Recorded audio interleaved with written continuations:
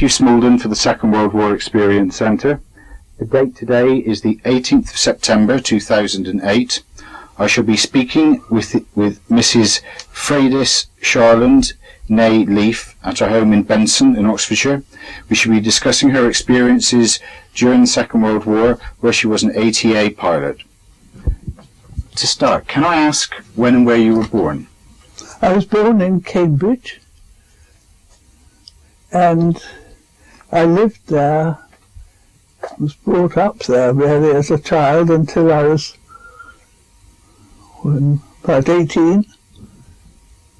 And could I just ask when you were born, which year? I was born in 1920, 22nd of September 1920. 8 days after him.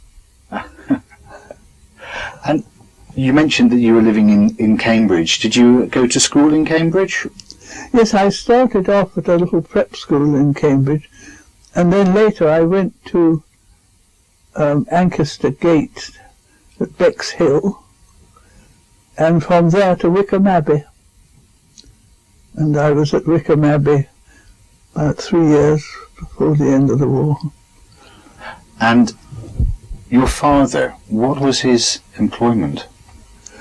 Well, to start with, he had been in the trenches all through the war, and then when he came out he suffered severely from shell shock, and it took him a little while to get going again, but he got a degree in agriculture and went on to be a meteorologist. And so he was quite interested in flying, and he learned to fly too. And can you tell me about how it came about that you learned to fly? Well, when I found he was flying, and my brother, who was 2 years older than me, he was up at Cambridge, and he was saving all his pennies in order to learn to fly too at Marshall's Flying School. Then I discovered one night we went to a dance in Cambridge, and I was dancing with my father, and he says, "I think I must let you go and fly, because I'm learning to fly too." And so all three of us, we learnt to fly at Marshall's Flying School. When was that? Well, that was, I suppose I must have been about 17, which would be 37. And were there many other young ladies learning Well, to there was fly? one or two. One, Veronica Volkers, who afterwards became an ATA pilot with me. She was there, and I think, yes, there must have been one or two, but we didn't meet them all that often, you know. We'd meet just as a group occasionally. And what was the reaction of the men who were learning to fly? Were you a bit of a surprise? No, I don't think so. I think they took it for granted. Women had been flying from the very start. I think there was even one that went up at Kitty Hawk with Wills. What was his name? The first. The Wright brothers. What? The Wright brothers, right at the beginning. They learnt to fly at Kitty Hawk, which was the first flights were done there. And I think I don't know why I can't remember the names of the people, but the sister of one of the flights, she liked to go up too, right from the start then. And what sort of planes were you learning to fly in? Gypsy moths. It's the same sort of little moth that Amy Johnson flew to Australia. So we were in good company. And at Marshall's they would also had battles flying around the circuit, people learning to be sort of fighter pilots and that sort of thing. And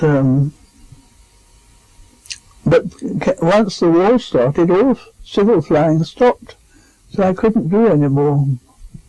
Did your father own a plane, or?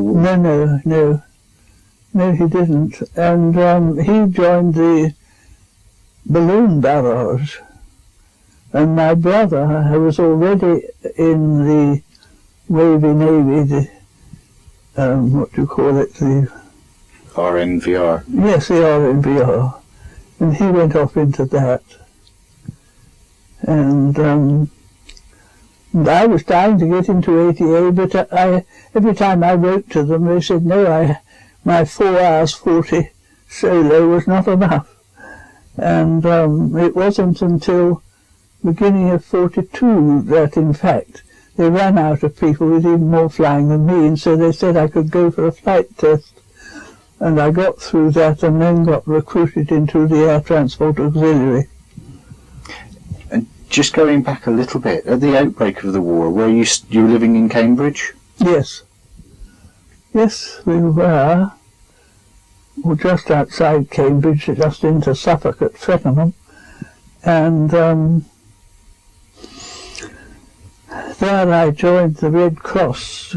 My mother had a Red Cross group, and they recruited me as a VAD, Voluntary Aid Detachment, and I worked as a VAD at the military hospital in Colchester for nearly a year, and then we were moved to Caterham, near the Guards Depot.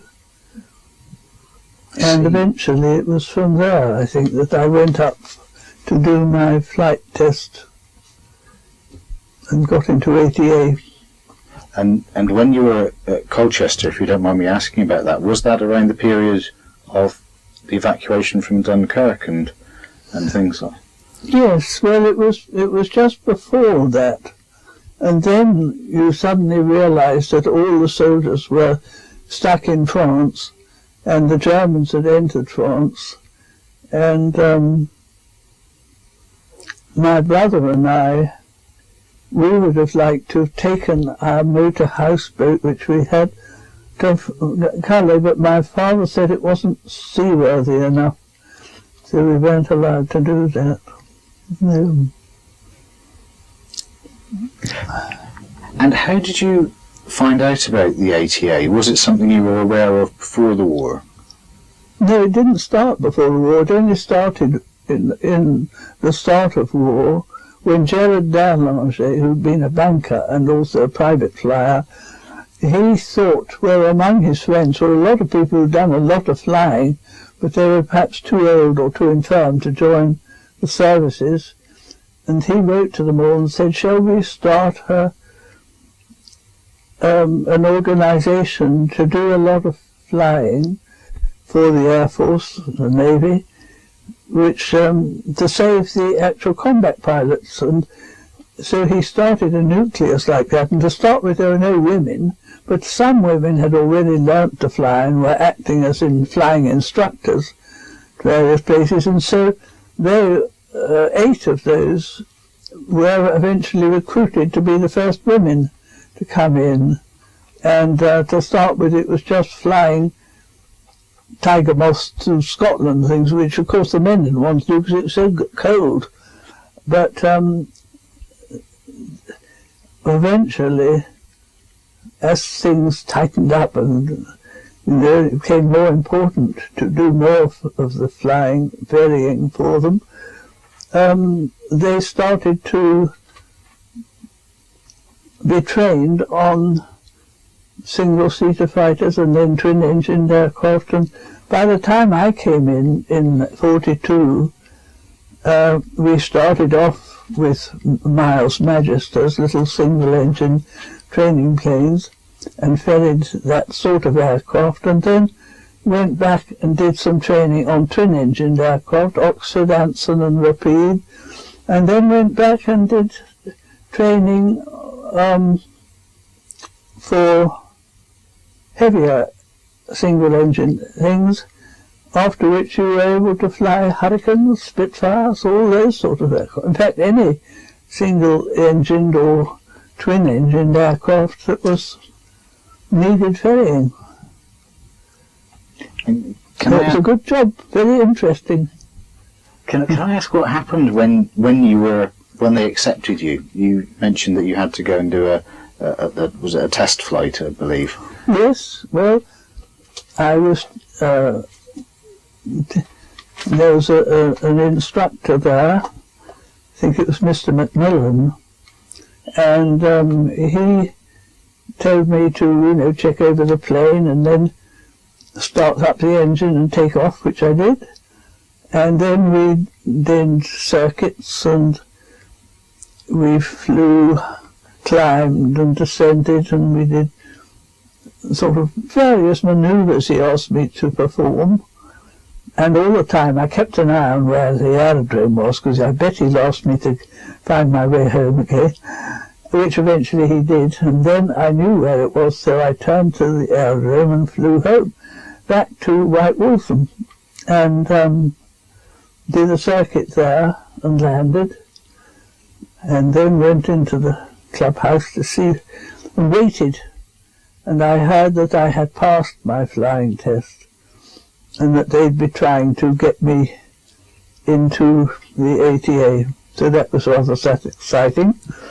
And it took a little while because they found me quite useful as a nurse, and they thought, well, why go off and do something else when you're perfectly all right doing this? But they did eventually let me go. And I was stationed first at Hamble, down near Southampton, where there was a whole factory turning out Spitfires.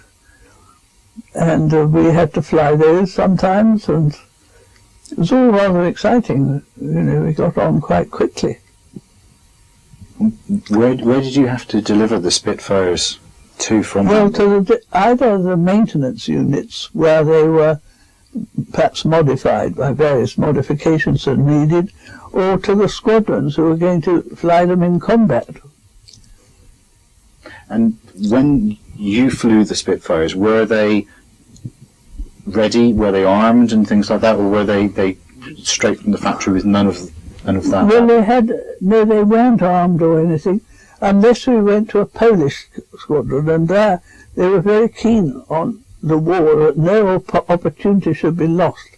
And so they'd always got the plane absolutely ready, with full of bullets and things, and you only have to press this button on the joystick, shoot down any German you see, don't miss the opportunity. And I was rather taken aback by this, because I thought, well, will I ever recognise the Germans? Sure, I wouldn't have. But fortunately, I never had to shoot down a German. There wasn't one available at the time. But they were definitely seemed to me to have the right idea on fighting the war. And what sort of planes did you fly, as well as the Spitfires? Well, there were Ansons, Oxfords, Bostons, Wellingtons, Blenheims, and then after the Spitfires and Seafires and such, we flew Tornadoes and Tempests. Quite a lot of different aircraft, really, and Mosquitoes, which was like a twin-engined Spitfire in a way. But we got quite keen on new types, and there's quite a lot of competition. Everyone trying to fly as many airplanes as they could. But the weather was a limiting factor, and if you couldn't see the ground, without any radio, that was all kept for the combatant, we would have been lost immediately. So we had to only fly when the weather was good enough. We made all our own decisions. We didn't go when we were told. We took off when we thought it was suitable for our level of competence. Were there many people who were lost from the ATA due to accidents? Well, there were a certain number, yes. I suppose about 10% of them were killed either through bad weather or through illness or flying into a hill or something. But on the whole, the planes we collected were new planes, beautifully maintained, and nothing wrong with them at all. If anything, it would be the pilots who had things wrong with them, I think. Did you ever get caught in any bad weather or anything when you were flying? flying? Yes, quite often, and then you got quite worried, got quite frightened as to whether you'd ever get through. But if you'd allowed enough time and had been sensible about summing up the weather, you generally did get through all right, and there you were, you landed, and that was a great relief. And you mentioned a large number of planes there which you flew. Were there any which were particular favourites? Well, I think the Spitfire was one of the favourite aeroplanes. It was so manoeuvrable and so light, so you fitted into it so well. It was such a nice little cockpit. And of course it was quite fast, which meant in bad weather, you had to be extra careful.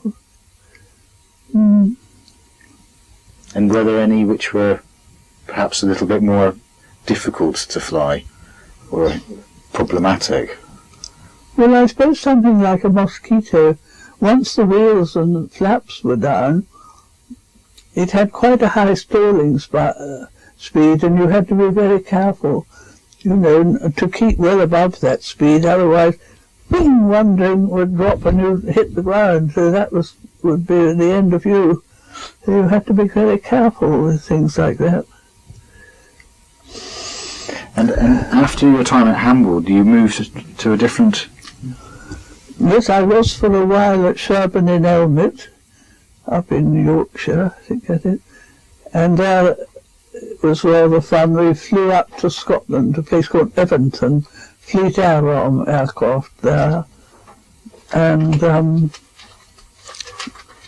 coming back, I used to put in sometimes the weather was bad at Lucas. And they were very nice people there. They'd all come in off operations and were spending a few months there, recovering from it all.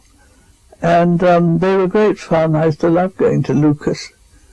But anyway, I only went there a couple of times, and the rest of the time I had to fly back to Sherburn in Elmet, and then on the next place where you were sent.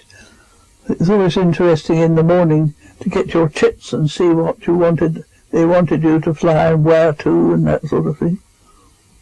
And you had to check the weather and see if it was suitable. Mm-hmm.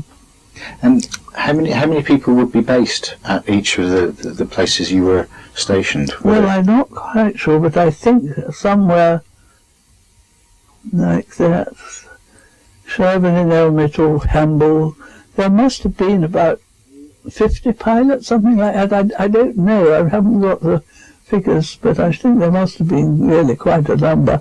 And of those, some would be very experienced, or comparatively old pilots, because they'd been in a long time, as well as beginners and people who just come in like me and were therefore junior pilots. And we all learnt together and, gradually worked up to a higher standard together. Mm. And the location of the stations where you were based, was that due to the proximity to the factories where the planes were being produced? No, not necessarily. It's just where, where I suppose the Ministry of Air decided that should be a ferry pilot pool, or something like that. So they were dotted about the countryside: Hamble, Harden, Bristol, White Waltham, and Prestwick in Scotland, and that sort of thing, you see. Well, and then you ferried mainly from the factories in the proximity to the, if you were up near Lancashire, you'd ferry quite a lot to Speed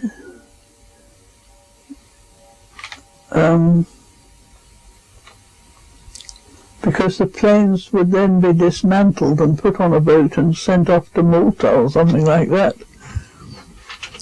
And other planes, you know, would be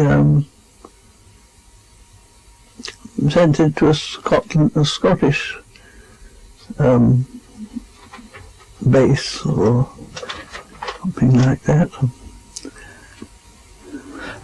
What was the longest distance you ever had to ferry a plane?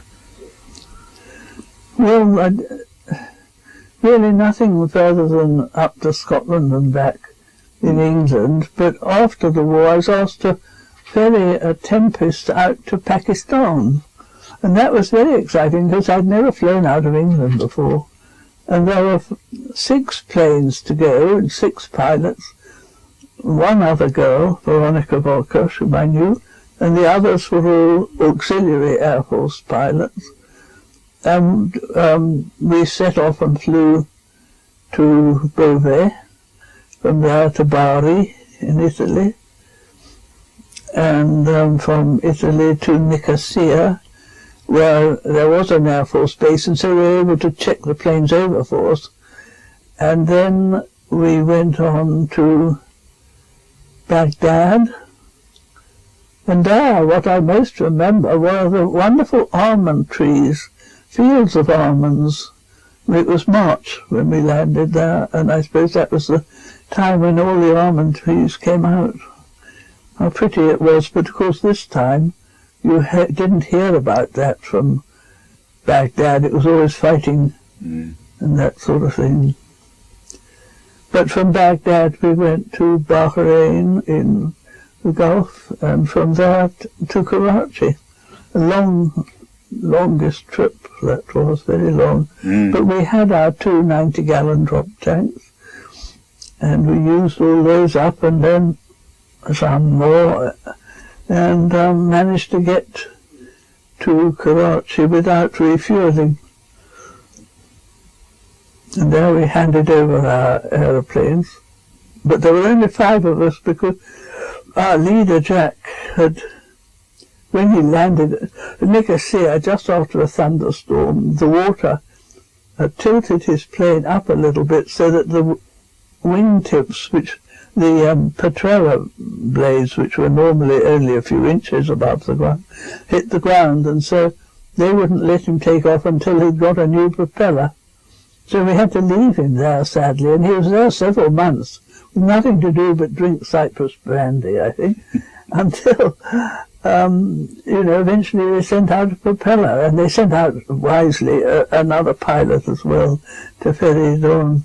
But we managed to get to Karachi, and there the engineer officer who took over our plane, he said, "I knew you would only be 5. I dreamt that only 5 of you were coming." And so that was that.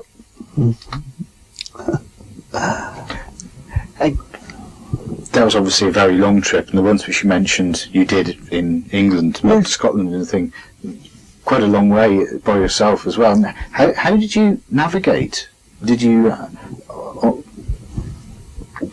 Well, it was quite easy navigation. Sort of contact. You had maps with you, and you compared the maps with the ground, and you worked out, before you left, you worked out what were the heights at which it was safe to fly, and what big things like lakes or mountains you'd see on the way, and where you'd see them and when, so that as they came up you knew you were on course, and eventually your destination would turn up and you'd land, and that would be that. It wasn't very difficult, our navigation. It's very basic, really. And of course in England, after a while, you got to know it like the back of your hand almost. And if you were in difficulties, you could often follow a railway line. And of course there were some places, like up in the Midlands, where there were so many railway lines that they were no good. So then you looked for lakes or something like that. Did you all tend to use the same sort of navigational points then, like certain lakes? And well, you often did, yes, you often did. I heard that bomber streams used to look out for the gas tanks in Reading. Oh, yes. One of the things. Yes, they'd be very good landmarks. If you'd remember them, you were rather relieved to see them. It meant you were nearly home, probably. And can I ask a little bit about the other women who were also flying? Were there any particular friends that you had who you were on bases with? Well, I had one friend, Margaret Foss, who came from Wales, and she became a great friend, and Joy Ferguson was another one who came from Northern Ireland, and we used to see a lot of each other, if we were on the ground, but flying we tended to do different things so that I didn't see them so much. And Margaret is still alive, and I still see her sometimes. She came to London the other day when we went up to Downing Street to get our awards, and that was rather fun to see her. And she enjoyed flying like I did, and she learnt to fly at Shoreham. There was a man called Pashley, who was a very well-known instructor in those days. Oh, such a long time ago now, isn't it? And did the other girls who were flying have similar backgrounds to you, having learnt privately before the war? Well, not all of them, no. They were quite varied sort of backgrounds. I suppose Joy would have called herself working class more. But Margaret's father was a parson, and I suppose most of them came from fairly privileged background in that they had enough cash to learn to fly, because that was very much a limiting factor all through one's life, that it was so expensive flying. Now the cost of petrol makes even driving a car quite a problem, doesn't it? Yes, that's true. Were there any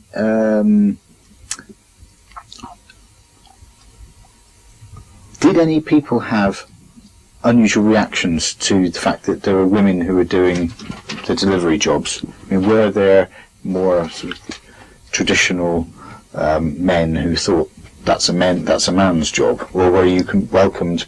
No, people on the whole accepted us for doing the job, and when Sir Stafford Cripps came round with our chief lady, who was Pauline Gower, she was very diplomatic. Her father was an MP, and she got him to see all the records of, the accidents and things like that, with the men and the women and what we'd all done. And Sir Stafford Cripps very sensibly said, well, they take the same risks as the men, they do the same work as the men, why aren't they paid the same as the men? And so we said, why indeed? And then it was brought in that we should have equal pay. Really, that was 1943, I think. And so I became quite rich. I'd never had so much money in my life. It's a lot. And I was able to put some by for later on. I was able to make a deposit on a flat after the war, which was lovely. And that was entirely due to Sir Stafford Cripps, I felt, getting us better pay. And it was justified, I think, as you say. It was perfectly justified. We were doing the same work. It was stupid to differentiate and give us so little money for it. But it took, I think, girls now flying in the Air Force, I don't know if they're paid the same, possibly not. But anyway, we were fortunate in being among the first. And were you just based at those two bases, or did you go to a third? Well, I went to, that was White Waltham and Hamble. But I also went for short periods to Cosford and to Sherburn-in-Elmet. And that was interesting, a different group of people. Cosford was another female pool, but Chauvelin it was very much a mixed pool, mostly men, and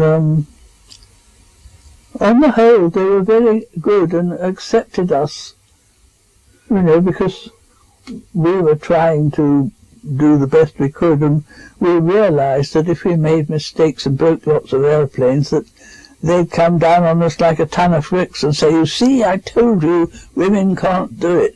But in fact, women could do it, and they did it quite successfully, and so we didn't get all that opposition. Did you have any incidents yourself? Or? Well, the only incident that I find really memorable was that after the war I had taken up air racing, and I'd done quite well one year. In fact, they made me, I either won enough or I was second or third in enough races to beat everyone else. So they made me the British Air Racing champion that year. And the Royal Aero Club, their tradition was that each year they'd give a dinner for the winner of the Air Racing Championship and the King's Cup. And so this year, another friend of mine who'd won the King's Cup, I think he was a man, Harry Wood was it, I think, and me, you see, we were invited to dinner. And another friend of mine, an American girl, Betsy Lanchester, she had a party a day or two before the dinner and invited me to come to it. And it was great fun, and all the people were there who were going to be at the dinner. And then a man got up and said, "I'm absolutely disgusted to learn that the Royal Aero Club is having a woman, allowing her up into the dining room and into the drawing room, and where no women normally are allowed. And I think it's dreadful that it should have been done like this." And he was shouting about it all in front of me and my friend, and she remonstrated with him and said, "Look, here is Freydis, she's not as bad as all that." And he just ignored me completely and marched out, and on the night in question, he got 3 of his friends, and they sat in the drawing room and played bridge solidly the whole evening, refused to go to the dinner, and turned his back on everyone. And, that's how he felt, and that's how it was, and I couldn't do anything about it, actually. So there it was. But otherwise, no, people were very kind, and he was the only one who made such a violent protest. It was quite a pointed protest, isn't it? What? It was quite a pointed protest. Well, it was. It was very open and pointed. Yeah. And there was one ATA pilot, actually, a man who I met later on when I was flying at White Waltham, and I had the Anson, as a taxi plane one day, and I had to pick up this man and another one who were flying on to France and take them to Saint-Herbert. And he said, "I refuse to fly with a woman," and he was senior to me, so I couldn't really say don't. He took over, and I had to sit in the back. And it made me feel absolutely furious, but I was totally unable to remonstrate with him, or, I just had to accept it. And that was the only other time that I've ever had any opposition. People were very good on the whole, and respected the fact that we were just as good at flying as anyone else, if not better. And did you ever have any incidents when you were delivering planes, accidents or prangs or anything like that, or did everything go smoothly? Well, on the whole, things went a bit smoothly. I did, flying a Tiger Moth, get sort of turned over by the slipstream of a Liberator. I was delivering it to a place in Wales, and I could see all these Liberators lined up, and one of them had started its engine, and I should have stopped and waited for someone to hold my aeroplane, but I didn't. I thought, oh well, I'll try and rush along behind him and get through, but of course it didn't. Tiger Moth's very flimsy little aircraft, and the slipstream turned me over, and that was rather bad. Didn't get very badly damaged, but it did I had to deliver it in a rather miserable state, and I was held responsible for it afterwards, which was a black mark on my record. But, did you actually crash, or was it just damaged by the... But no, I was taxiing along and it turned over, and so it damaged the wings a bit and the propeller. So it was quite a major repair job required. But anyway, that was that, and I was lucky I didn't have anything worse than that. And are there any particularly memorable flights that you took? Any ones which particularly stick in your mind? Well, I suppose that flight to Pakistan was memorable.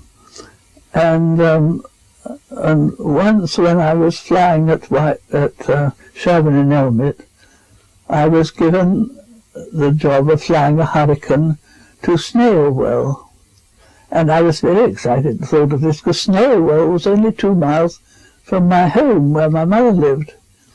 And it was a lovely grass field. The farmer who owned it, he used to make the most beautiful haystacks and things along the edge. Anyway, I thought it would be fun to go to Snailwell. But of course the weather was bad. But it was just about marginal.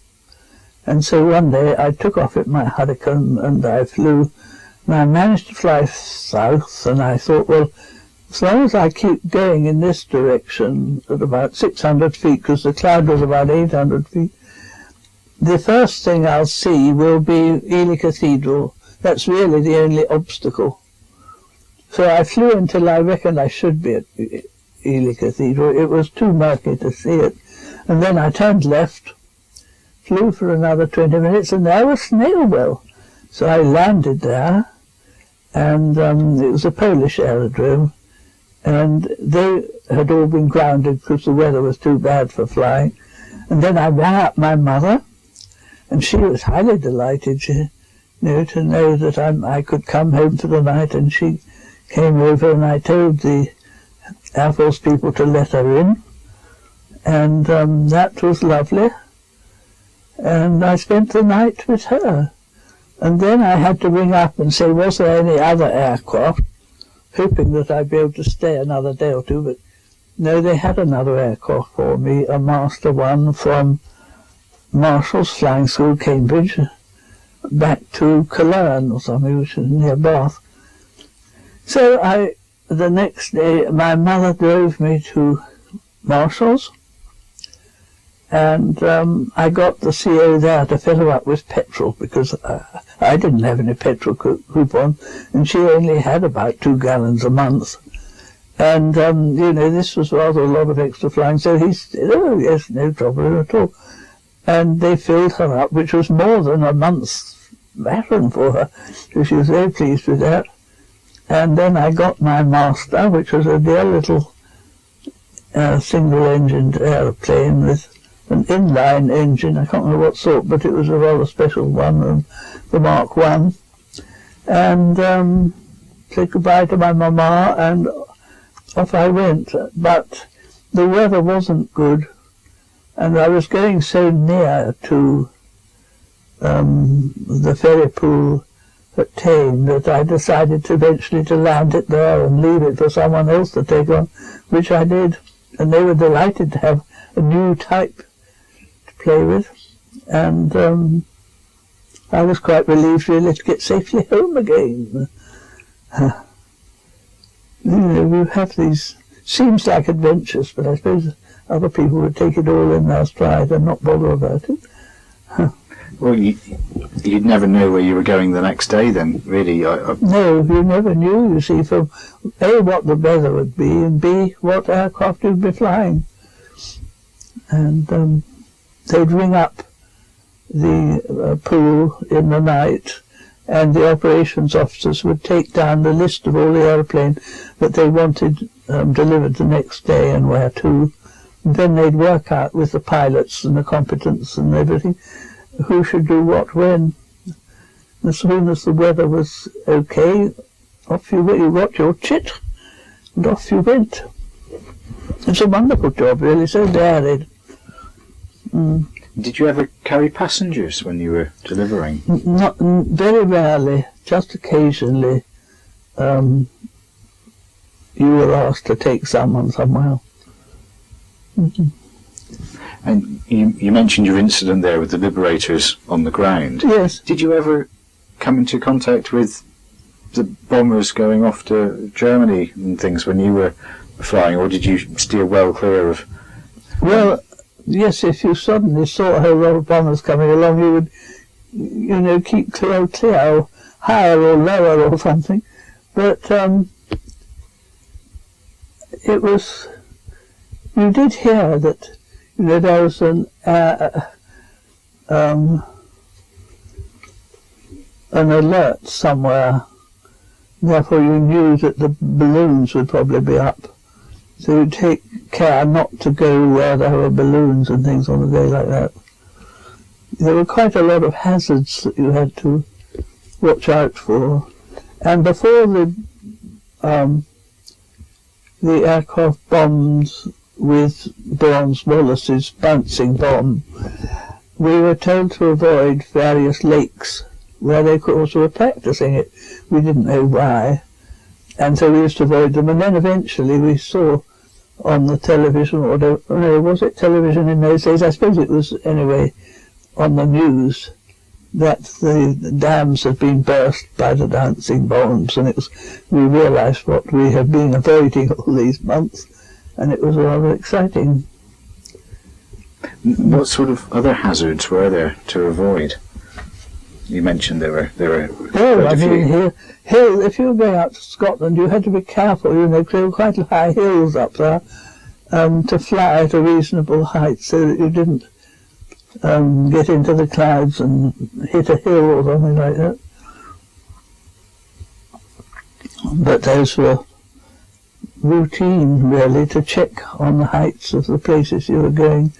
You always tried to be as safe as you could, so that your airplane, which was what the whole point of it was, to get them safely to the squadrons eventually. And you took very good care, that you didn't damage anything, and you didn't go too fast or too slow or anything like that. Yes, good training. Mm. Did the Americans have a similar sort of? Well, Jacqueline Cochrane, who was quite a well-known pilot out there, her husband owned various aircraft factories, partly so that she could go in for air races and things, I think. But she heard about ATA, and she came over to England with a few pilots. But she didn't actually fly over here.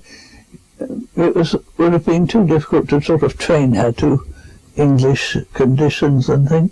But she saw how ATA worked and how we were doing all this work, and without any fuss and bother. So when she went back to America, she tried to start something called the Wasps, which was the same idea. And it worked all right for a while, and then suddenly they decided they didn't want any of these women flying around, so they clamped down on it. I can't remember why it happened, but it did. And that must have been very annoying for her. Mm. But they did the same sort of work, and they had lots of very competent pilots who could do all sorts of things. So...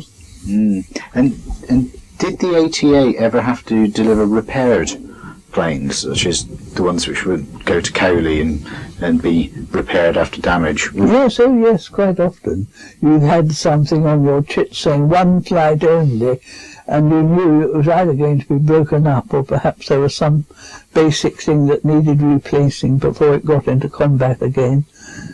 So that was,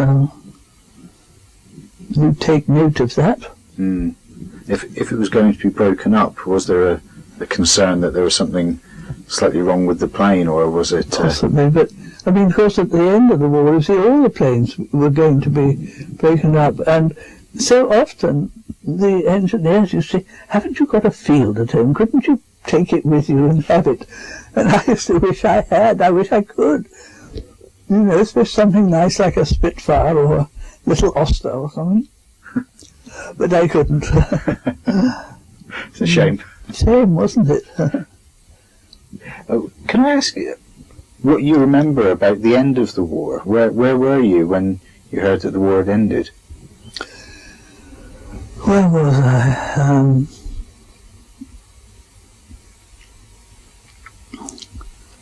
I can't remember. But anyway, yes, the war was ending, and it was quite a shock. The thought, actually, of stopping flying completely was very sad, because it had been such a wonderful job. But on the other hand, of course, one was very glad that the war was over. My brother had been killed by then, but there were lots of other friends still flying who would survive, one hoped now. And so it was. But I can't remember where I actually was. Were there any celebrations? Were you for the VE Day party or anything like that? Well, there were, and I was invited to a VE Day party. But I felt so sad, because it wasn't until after the war that you really had time to mourn the people who had died, who had been great friends. I mean, all like my brother and my cousins, and I felt so sad for them, really, and kind of silly. So I said, no, I won't go to this party, which I believe was a wonderful party. And I went home, wherever I was staying at the time. I don't know, I think I had a flat or something. But it was difficult to describe, really, because I felt I ought to be celebrating, and there were people dancing in the street and things like that. And, but I expect there were lots of people like me who were wishing the people they ought to have been celebrating with were no longer there. Sounds very selfish, doesn't it? And really, of course, it was a wonderful thing, the end of the war, and thank goodness.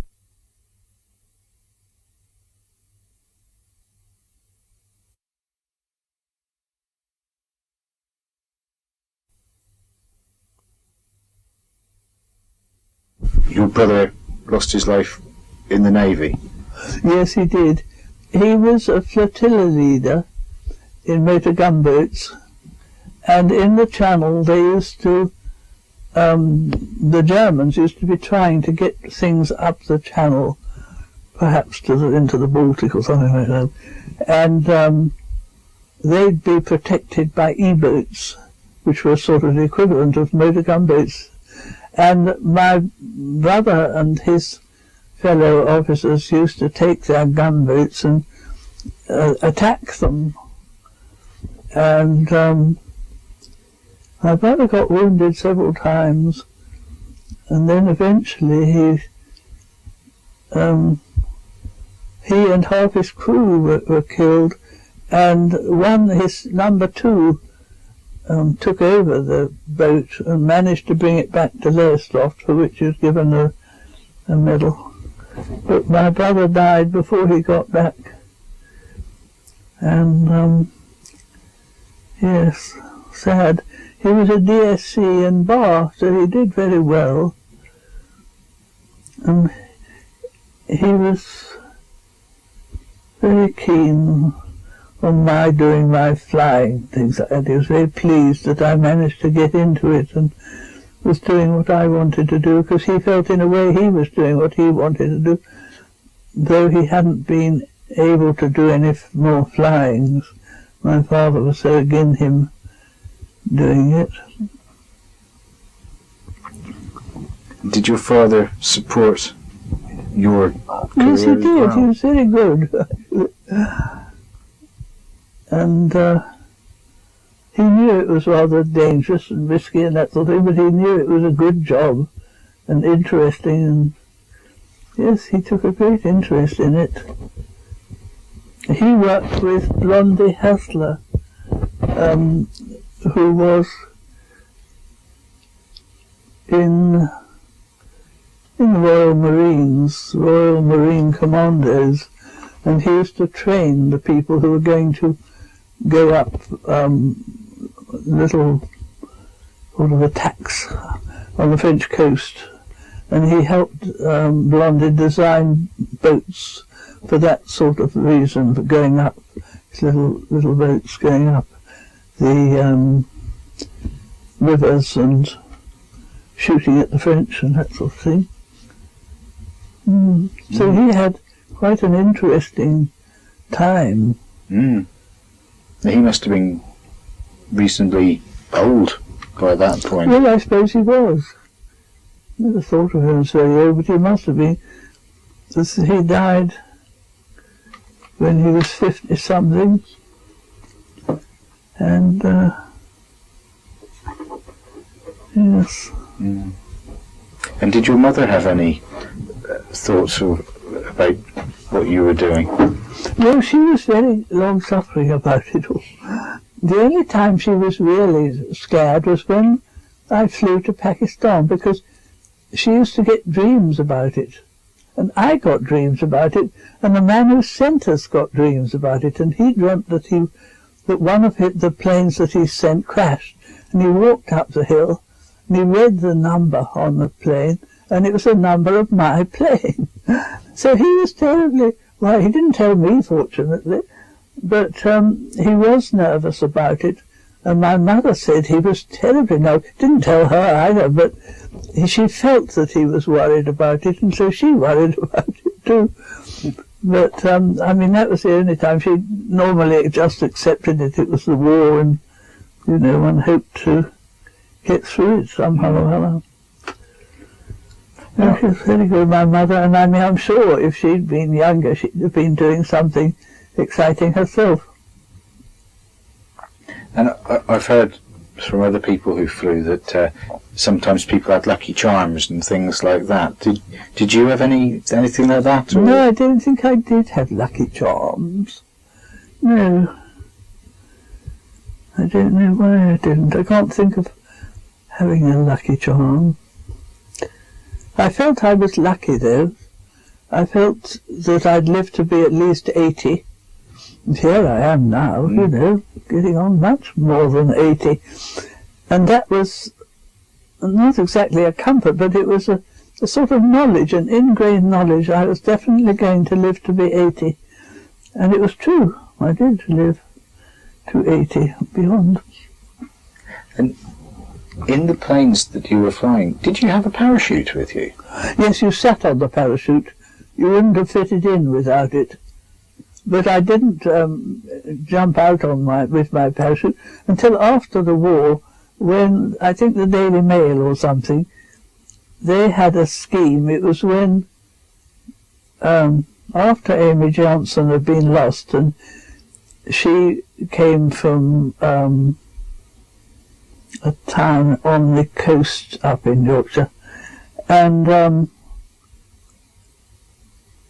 I was asked to go up there, and the Daily Mail offered for anyone who liked to jump out by parachute, and the local boy cadets lent their boots, and anyway, I did. I went up there and joined with everybody else, and we all jumped out of the planes and floated down, which was quite a scary business, but great, very exciting. And yes, that's the only time I ever did a parachute jump. Ever used my parachute. A relief. You didn't have to use it during. I never had to use it. No. Yes. Well, I don't think I've got any more questions for you, except for just one last one. And that is, do you think that your experiences during the war changed you at all? Well, I can't remember what I was like before the war. I suppose it did, though. It must have done a bit, mustn't it? Did you continue flying post-war? You mentioned. Yes, I did. I got this job flying the air cadets all over British Isles, which was fun. And I got the odd ferry job, like the one to Pakistan, but most of the time it was rather routine sort of flying people about and things like that. I got my commercial license anyway, so I was allowed to make money out of flying. I never made very much. And when was the last time that you flew? What? How long ago? When was the last time that you flew? Well, about 10 years ago, I think I decided it was time I packed it in. And I was over 70 at the time, and I decided I'd perhaps had enough. Didn't really want to fly all that amount by then. You're tired of frightening yourself silly over the stupid little thing. Were there many occasions when you did get frightened when you were flying? Well, when the weather was bad, you see, and you didn't know if you'd get through or not. And that was quite scary. Anyway, we learnt to cope with that as best we could. Well, thank you very much for your time. It's been very nice to speak with you. And I'll just turn this off now. I hope it's not too stupid and... Not at all. Fascinating. Thank you.